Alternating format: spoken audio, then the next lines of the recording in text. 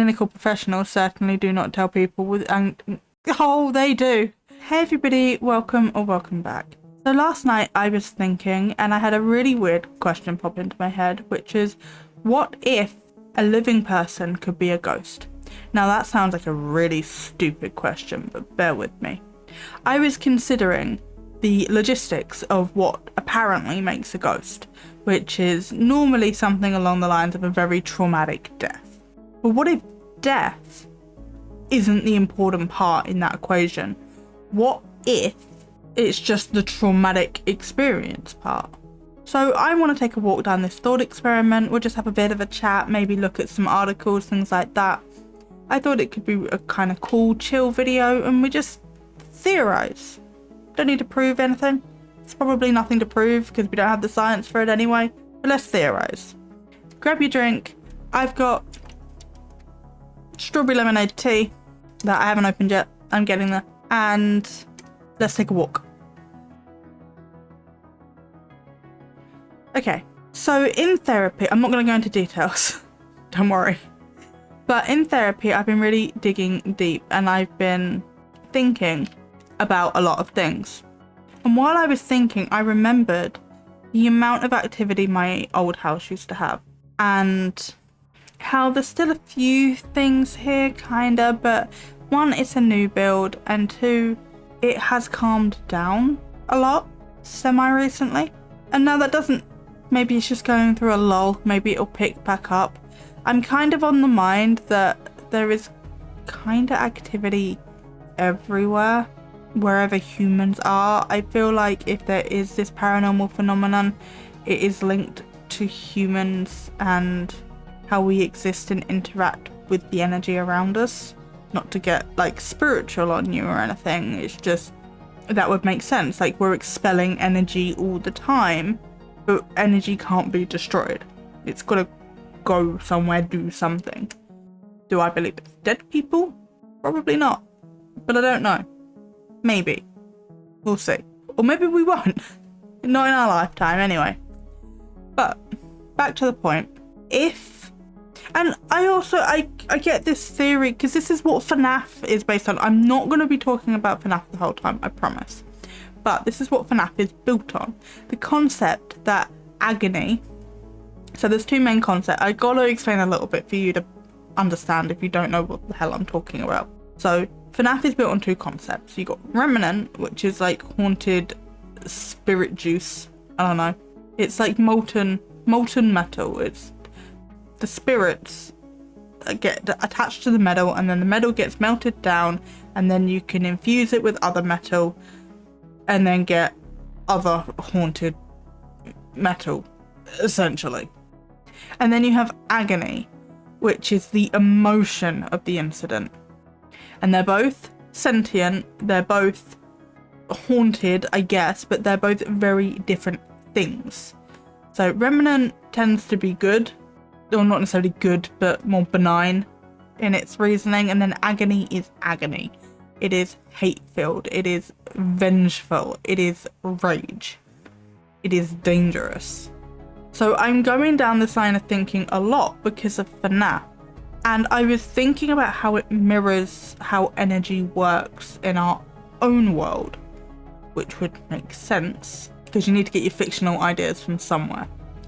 But with this concept, if during a life or death or very traumatic situation, you are scared, you are fearing for your life, you are pouring all this fear and anger and shock and all these primal emotions are just pouring out of you, then they've got to go somewhere.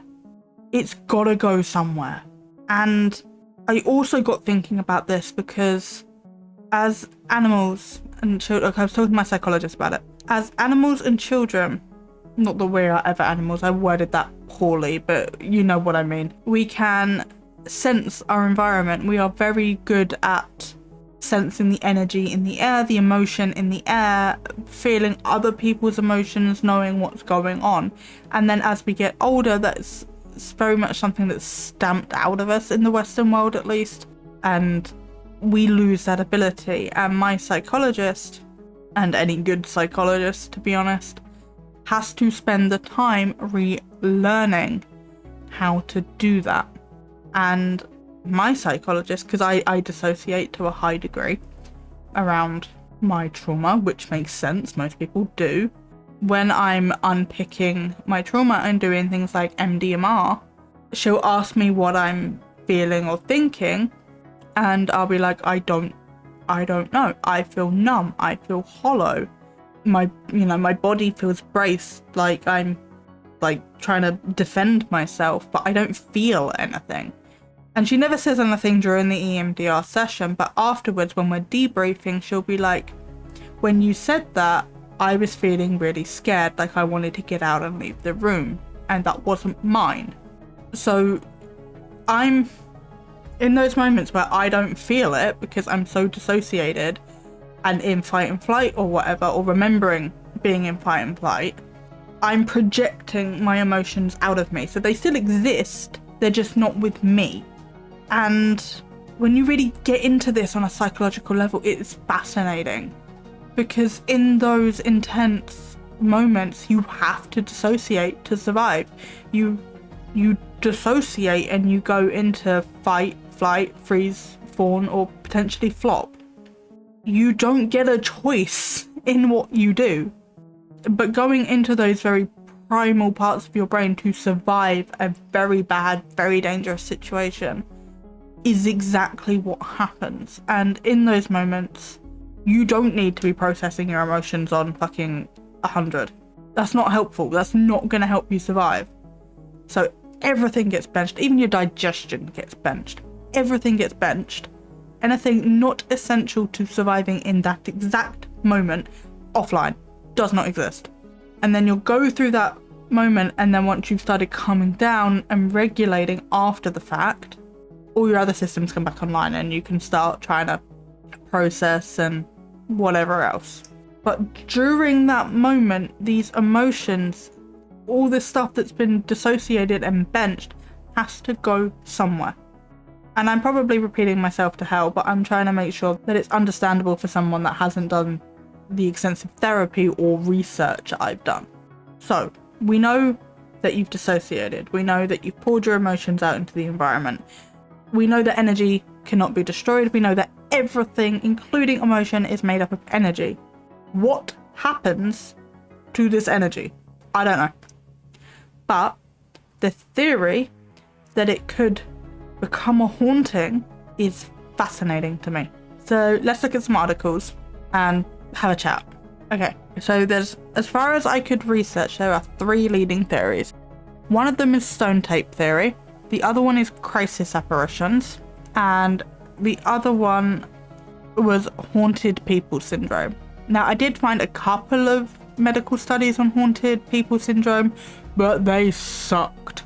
It was very much maladaptive people. It was only studying one family of 3, and they were just not good. As clinical studies, throw them out, absolutely horrendous. But I do like to get clinical studies when I can. So take all this information with a grain of salt. They are just theories. Nothing is concrete, nothing's set in stone. We are theorizing today. Got it?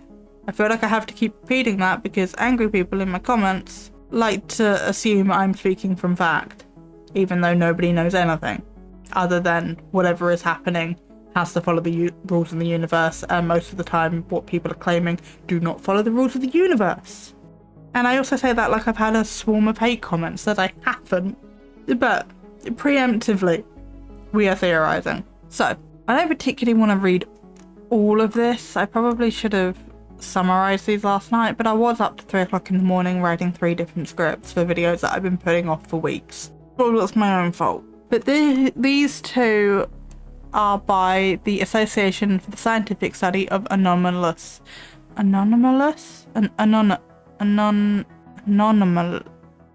dyslexic. Anomalous phenomena. That's what I'm going with, because I want to say anonymous and that's not correct. Okay, so I was feeling very, very overwhelmed, so I got it condensed. Some paranormal researchers suggest that certain ghosts behave like recordings, repeating the same actions in specific locations, a concept known as stone tape theory. While intriguing, this idea faces major problems. There is no demonstrated physical mechanism, apparitions rarely include full surroundings, and slight variations between sightings challenge the notion of precise replays. Types of ghosts. Ghosts are likely not a single phenomenon. Crisis apparitions, which are normally living people who relatives or friends see before they die, so like if they got into a car crash but they didn't know their loved one had got into a car crash, that sort of thing. Recording ghosts, which seemingly replay past events. Anniversary or road ghosts linked to specific dates or locations, and then sentient ghosts that are aware of their surroundings. Assuming one explanation fits all these types is misleading. Much of the recording ghost lore comes from classic cases, which are often centuries old, based in legend, media, suggestion, assumption, to be honest, rather than modern and verifiable investigations. Problems with recording theory is apparitions rarely display the full environment. Slight differences between sightings suggest hallucination or environmental effects rather than literal recordings.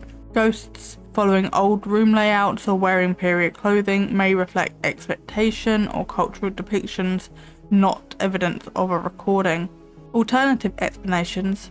Environmental factors like low frequency magnetic fields, reflections, shadows, and sounds can produce hallucinations that are broadly similar across witnesses. Suggestion and prior knowledge can shape perceptions, reinforcing popular ghost lore. Repeated sightings at hotspots may result from misperception or consistent environmental stimuli rather than recordings. Investigative recommendations focus on modern cases with primary witnesses, critically assess recording evidence, whether ghosts were reliably identified, test environmental hypotheses, by altering suspected stimuli and observing changes. Conclusion. The recording ghost theory is appealing but unsupported by evidence. Apparent repetitions can usually be explained by environmental factors, hallucination, or suggestion. Moving forward requires recognizing ghost phenomenon as diverse and exploring psychological and environmental explanations rather than assuming literal recordings of the past. Now, while I do like this article, it didn't really explain what stone tape theory was, but give it a read if you are interested. It is really cool. I did just want to summarize it because I don't want to spend 3 hours in editing because I read the whole thing. I did want to read the multiple witness sightings though. In classic cases, multiple witness sightings are can you get out of the way? Are held to verify the idea of an independent spirit walking abroad. Alternatively, they could bolster the idea of physical recordings as opposed to individual hallucination. Reliable multiple witness sightings are rare, particularly in modern cases, but they do exist. Take the example from the book Ghost Watching. The authors simultaneously saw a ghost at Charlton House in southeast London. They didn't compare notes until after the sighting. Tony Wells saw a vague darkness, whilst John Spencer and Lucian Morgan both saw a hooded monk. Clearly some kind of stimulus affected all three people, though it had a different outcome for Tony. If it was a recording, why did Tony see something different? The only way it could be a recording would be if it played in the witness's brains, since the apparition didn't do anything. It is more suggestive of a static environmental stimulus producing a similar response in different brains, which I think is pretty cool, which is why I wanted to read it. Yeah, this will do. I don't need a proper cited source. It just this article didn't really explain what it was, so I just want to run it down quickly. The stone tape theory suggests that materials like stone can act as a recording medium, capturing emotional or traumatic events and replaying them under certain conditions. This concept is often used to explain residual hauntings, where apparitions or sounds seem to replay without interacting with their surroundings. The theory gained popularity from the 1972 play The Stone Tape, which depicted a team of researchers discovering that a stone would record and replay past events. Okay, interesting. Next up, crisis apparitions. This one isn't as long, so I probably won't summarise it. The debate, such as it is, about the nature of ghosts tends to revolve around the idea of spirits. This is, of course, the traditional view of ghosts maintained by the culture. Paranormal researchers' attitude to ghosts tends to be determined by whether they believe in spirits or not. Those that do not sometimes dismiss ghosts as mere delusion, which I think is bad science. They are paranormal researchers. It's bad research. I don't care if you don't believe in it. Yes, by all means you have your personal biases, but you still have to do the research. I may not believe in the tooth fairy, but if I am investigating the tooth fairy, I have to somewhat, at least on some level, pretend that the tooth fairy exists or entertain the idea that the tooth fairy exists. Otherwise, what am I doing? Okay. So what has ASAP discovered after a quarter of a century of investigation? Firstly, that the vast majority of witnesses have appeared credible and not obviously subject to delusion. The cases have resulted in mundane explanation. Some cases have resulted in mundane explanations. This, coupled with the first observation, implies that witnesses have not been deluded, but have been faced with unfamiliar situations and wondered if the paranormal might offer an explanation. Many cases have ended up with at least some elements unexplained. There are two possible conclusions from this. 1. There were mundane explanations that eluded the investigators. Or 2. The paranormal was involved. There were few, if any, cases where spirits were the most obvious and compelling explanation. This is my point. This has always been my point. Just because paranormal phenomena exists does not mean it's ghosts, does not mean it's dead people, does not mean it's spirits. It's nice to see it in writing from a paranormal research place. I don't know how credible ASAP is. I've never heard of them before, but probably more credible than NESPA.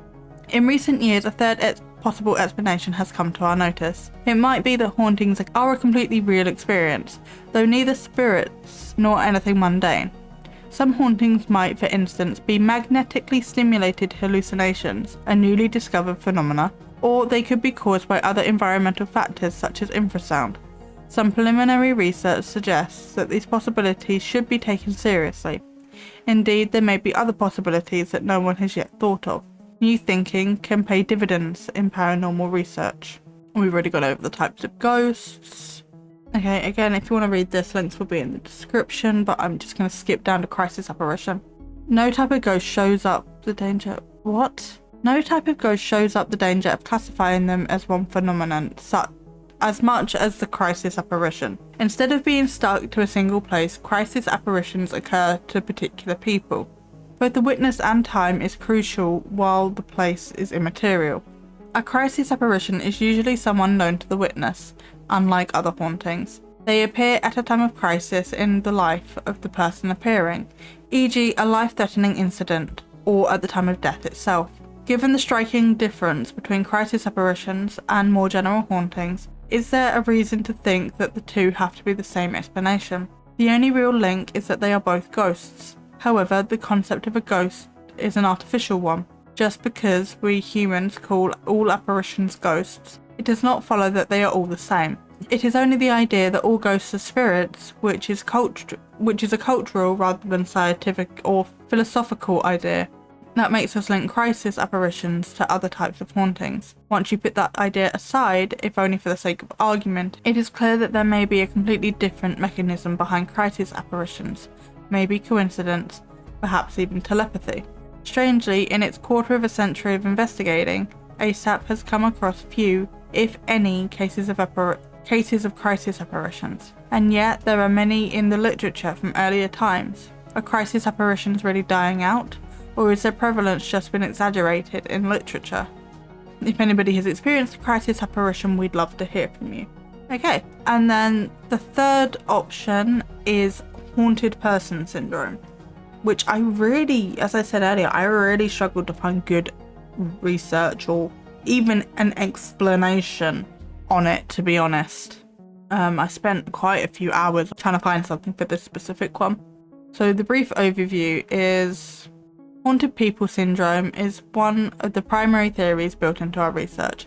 We propose 5 general predictions for HPS, namely 1. Both both this word and paranormal beliefs mediate anomalous experiences. 2. Dis-ease distress and unease, facilitates anomalous experiences. 3. Anomalous experiences tend to be contagious to involve parties of a haunting, fostering anomalous experiences that spread to others. 4. The meaning-making or narrative created around haunting experiences is influenced by personal backgrounds and beliefs. 5. Anxiety and distress regarding the hauntings is a function of the nature, closeness, and spontaneity of anomalous experiences. HPS recognises that much of the reports of hauntings and the people involved in them can be successfully modelled by treating the events of hauntings as symptoms purely in a labelling sense. Just like the symptoms of the flu, the severity of the diagnosis can function to the degree and rarity of symptoms and their length. We apply the exact same model to a haunting experience. We only treat ongoing events related to the hauntings as symptoms that stack and create greater degrees of dis-ease as a function of the severity and number of haunting symptoms reported. This sentence in your research has stuck out to me. There are many psychosocial and clinical facets to ghostly perceptions, so we take these anomalous experiences very seriously, but not necessarily at face value. Could you elaborate on what you meant by this statement? Jim and I have found that dealing with hauntings require approaching the field from an interactionist framework, such as we are simply recognising the abundantly evident fact that the events that occurred in our lives, paranormal or otherwise, are heavily shaped by our beliefs, culture, and previous experience, particularly when we are trying to make sense of these experiences. Thus, the statement "not at face value" is the recognition that haunting phenomena are complex, intertwined phenomena involving personality, ideology, culture, and previous experience towards making sense of an event or series of events deemed haunting. Could you walk us through the that word, and why it is an essential part of parapsychology? Does just read it for me at this point. I'll just sit here and scroll occasionally. Does transliminality play a role outside of the context of hauntings? Let's say altered states of consciousness or out-of-body experiences. Transliminality, i.e. thin boundary structure, is a trait originally developed by Michael Thalborn. It essentially represents a thinner boundary between the conscious self and unconscious self, as well as the outside environment. As such, information from these three sources tend to pass more easily with a person high in transliminality. The state and trait nature of transliminality have documented relationships with creativity, imagination, fantasy traits, dissociation, and temporal lobe liability. In parapsychology research, it has been previously associated with extrasensory perception, and due to its relationship with fantasy proneness and association, out-of-body experiences, and visionary-like experiences in general. I do want to pause here, and literally this week, I had a conversation with my psychologist about the week or so, maybe a couple of weeks, I don't really remember now, it was a while ago, before I left my ex-husband. Out of the corner of my left eye, constantly, I was seeing a shadow man, and he was in the corner of every single room. He followed me around wherever I went. He never, while I was awake, he was never gone, right? Obviously, like, the other side of the room, but in the corner. But I only ever saw him out the corner of my eye, and I don't know about other people, but I'm quite good at, like, looking straight on, but looking through my peripheral. So if I turned to look at him, he wouldn't have been there, but in my peripheral, he was there. So I was deep in spirituality at the time. It was kind of a coping mechanism, and I took this as comfort. It wasn't anything scary. It made me feel warm and comforted, and like I was less alone, and that I could do this. I was talking to my psychologist about it this week because it came up. And so what was happening was I was projecting myself, or a comforting figure from within myself, externally, so that I could be brave, essentially, is what happened. My brain subconsciously created a hallucination to make an environment where I could do what I needed to do. And that was just my experience. Hallucinations can happen for many other reasons. Yeah, I just thought I would share that, because anybody that knew me back in 2020 knew I was not well, and Looking back on what I survived from that man, it's not a surprise. Putting it bluntly, I'm very lucky to be alive. But back to this. According to your research, an individual's psychological set and what influences it can determine the occurrence and nature of a ghostly experience. Can you take us through all the influences that prime a person for a haunt-like episode? In our research program, we quickly found that hauntings were almost always a mixture of the right people within the right environment. It was a recognition from our HPS component above that a person's beliefs or ideology, as well as the ideologies of involved social groups, play a heavy role in the interpretation of the core experiences involved in haunting phenomena. One of the more interesting findings that we have come across is that the core experiences associated with hauntings have also been found in the accounts of imaginary friends and gang stalking. The core phenomena experience stays the same, but the interpretation of these events, either as a haunting, spooky imaginary friends, or gang stalking account, is a function of the person's worldview and belief system. As such, we're currently of the mindset that there is a core set of perceived phenomena in high strangeness accounts that are generally interpreted by the person and invested friends and witnesses into a meaning-making account of the phenomena that is a haunting, or related cases of high strangeness. But if we're looking for strong predictors, it is transliminality and New Age paranormal beliefs that are strongest predictors of haunting experience. While standard personality traits and personality components are not predictive when you control for the interrelationships among these variables. What advice would you have for an individual who has recently gone through a haunting type experience but is struggling to come to terms with it? In these sort of experiences, knowing that your experience is actually not uncommon and has some predictable components is often helpful. First off, people may encourage the individual to overly dramatize a spiritual interpretation or ridicule the individual for their crazy experiences. This interpretation process can be negative, as some experience of the phenomenon can develop beliefs about the occurrences being a punishment or their fault. However, our HPS model and research suggests that having just one paranormal experience is unlikely. In the cases we've seen, long histories of a variety of subtle and sometimes overt paranormal experiences are common.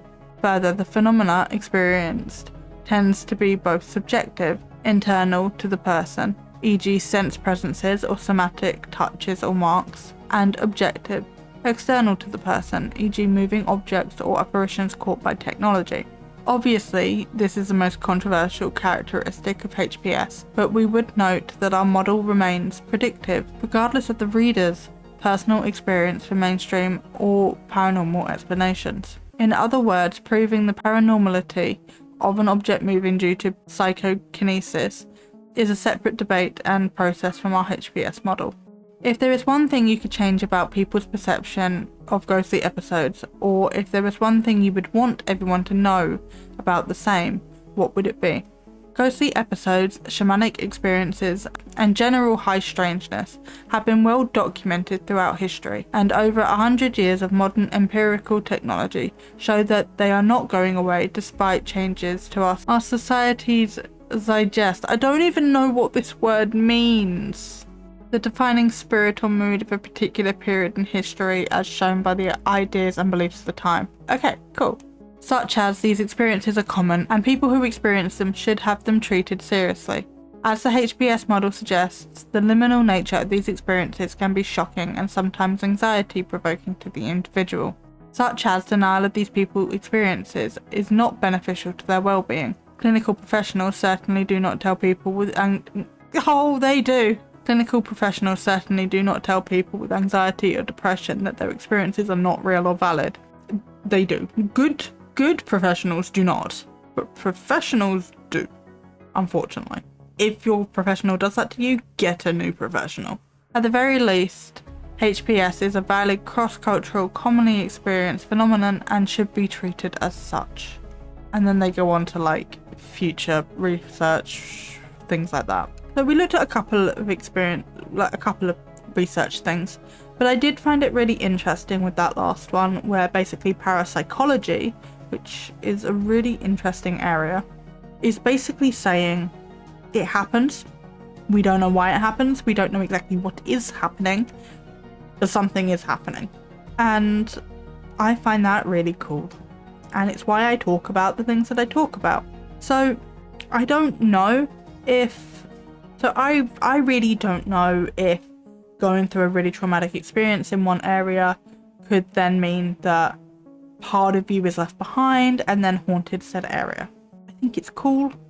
I think if we're getting down more like spiritual pathways of thinking, you could create an egregore or a thought form that can act independently, but it's like born of the energy created from that moment.